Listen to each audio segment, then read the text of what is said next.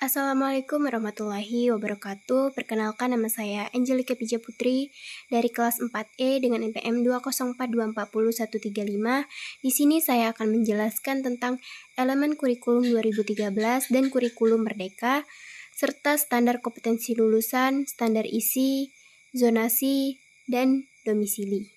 Yang pertama, elemen kurikulum 2013. Kurikulum 2013 merupakan kurikulum yang dirancang untuk meningkatkan kualitas pendidikan di Indonesia dengan menekankan pada pengembangan kompetensi, sikap pengetahuan, dan keterampilan secara seimbang.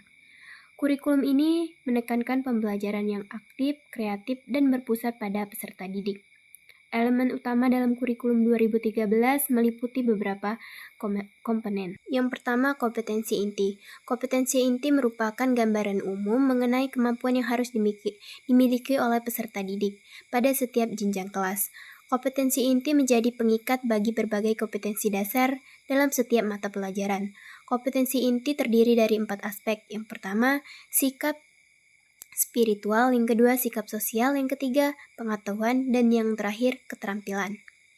Selanjutnya, kompetensi dasar. Kompetensi dasar merupakan kemampuan yang harus dicapai oleh peserta didik pada setiap mata pelajaran. Kompetensi dasar diturunkan dari kompetensi inti dan menjadi dasar dalam penyusunan materi pembelajaran, kegiatan pembelajaran, serta penilaian. Yang ketiga, pendekatan pembelajaran. Kurikulum 2013 menggunakan pendekatan ilmiah atau scientific approach yang melibatkan 5 langkah utama pembelajaran, yaitu memahami, menanya, mengumpulkan informasi, mengasosialisasi, dan mengomunikasikan. Yang keempat, penilaian autentik. Penilaian autentik kurikulum 2013 menekankan pada penilaian autentik. Penilaian yang mengukur kemampuan siswa secara menyeluruh meliputi sikap pengetahuan keterampilan. Penilaian ini dilakukan melalui berbagai cara seperti observasi, penugasan, tes tertulis, praktik, portofolio, serta proyek. Kelima, integrasi pendidikan karakter. Kurikulum 2013 juga menekankan pada pembentukan karakter peserta didik melalui kegiatan pembelajaran. Nilai-nilai karakter seperti religius, nasionalisme, gotong royong, integritas, dan kemandirian diintegrasikan dalam setiap mata pelajaran. Yang kedua, elemen kurikulum merdeka. Kurikulum merdeka merupakan kurikulum yang dirancang untuk memberikan fleksibilitas dalam pembelajaran serta menyesuaikan dengan kebutuhan dan potensi peserta didik. Kurikulum ini menekankan pada pembelajaran yang lebih sederhana, mendalam, dan berfokus pada pengembangan karakter serta kompetensi siswa. Elemen utama kurikulum merdeka meliputi yang pertama, capaian pembelajaran atau CP. Dalam kurikulum merdeka, istilah kompetensi inti dan kompetensi dasar diganti menjadi capaian pembelajaran. Capaian pembelajaran merupakan kompetensi yang harus dicapai siswa pada setiap fase pembelajaran. Yang kedua, proyek penguatan profil pelajar Pancasila atau P5. Salah satu elemen penting dalam kurikulum merdeka adalah proyek penguatan profil pelajar Pancasila. Proyek ini bertujuan untuk membentuk karakter peserta didik sesuai nilai-nilai Pancasila. Ketiga, pembelajaran yang fleksibel.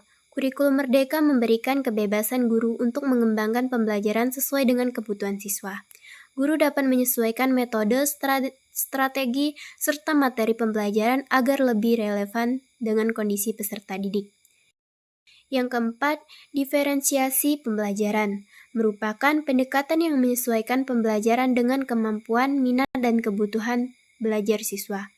Dengan demikian, setiap siswa dapat belajar sesuai dengan potensi yang dimilikinya. Selanjutnya ada standar kompetensi lulusan atau SKL. Standar kompetensi lulusan merupakan kriteria mengenai kemampuan yang harus dimiliki peserta didik setelah menyelesaikan suatu jenjang pendidikan. SKL menjadi acuan utama dalam pengembangan kurikulum, proses pembelajaran, dan sistem penilaian di sekolah. Standar kompetensi lulusan mencakup 3 aspek utama, yaitu yang pertama, sikap. Siswa diharapkan memiliki sikap spiritual dan sosial yang baik seperti beriman dan bertakwa kepada Tuhan Yang Maha Esa. Yang kedua, jujur. Yang ketiga, disiplin. Yang keempat, tanggung jawab. Yang kelima, peduli terhadap lingkungan dan sesama. Yang kedua, pengetahuan. Peserta didik diharapkan memiliki pengetahuan yang luas dan mendalam sesuai dengan bidang ilmu yang dipelajari.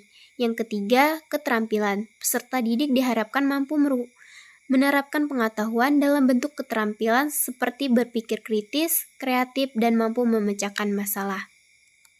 Selanjutnya, standar isi. Standar isi merupakan standar yang mengatur mengenai ruang lingkup materi, pembelajaran, dan tingkat kompetensi yang harus dicapai peserta didik pada setiap jenjang pendidikan. Standar isi mencakup beberapa komponen. Yang pertama, kerangka dasar kurikulum. Kerangka dasar kurikulum berisi landasan filosofis, sosiologis, dan psikologis dalam pengembangan kurikulum. Yang kedua, struktur kurikulum. Struktur kurikulum mengatur tentang yang pertama, mata pelajaran yang harus dipelajari, yang kedua, alokasi waktu pembelajaran, yang ketiga, beban belajar peserta didik. 3. Beban belajar. Beban belajar merupakan jumlah waktu yang diperlukan peserta didik untuk mengikuti kegiatan pembelajaran dalam 1 minggu, 1 semester, atau 1 tahun pembelajaran. Selanjutnya, sistem zonasi dan domisili dalam pendidikan. Sistem zonasi merupakan kebijakan pemerintah dalam penerimaan peserta didik baru yang didasarkan pada jarak tempat tinggal siswa dengan sekolah. Tujuan sistem zonasi antara lain yang pertama, pemerataan kualitas pendidikan, yang kedua, mengurangi kesenjangan antara sekolah favorit dan non-favorit, yang ketiga, mempermudah akses pendidikan bagi siswa, yang keempat, mengurangi kemacetan dan jarak tempuh ke sekolah. Dalam sistem zonasi, siswa yang tinggal dengan dekat sekolah memiliki prioritas untuk diterima di sekolah tersebut. Sedangkan sistem domisili merupakan kebijakan yang menyesuaikan penerimaan siswa berdasarkan alamat tempat tinggal yang terdaftar dalam dokumen resmi seperti kartu keluarga. Sistem domisili bertujuan untuk memastikan bahwa siswa benar-benar tinggal di wilayah tersebut sehingga kebijakan pemerintah pendidikan berjalan dengan baik.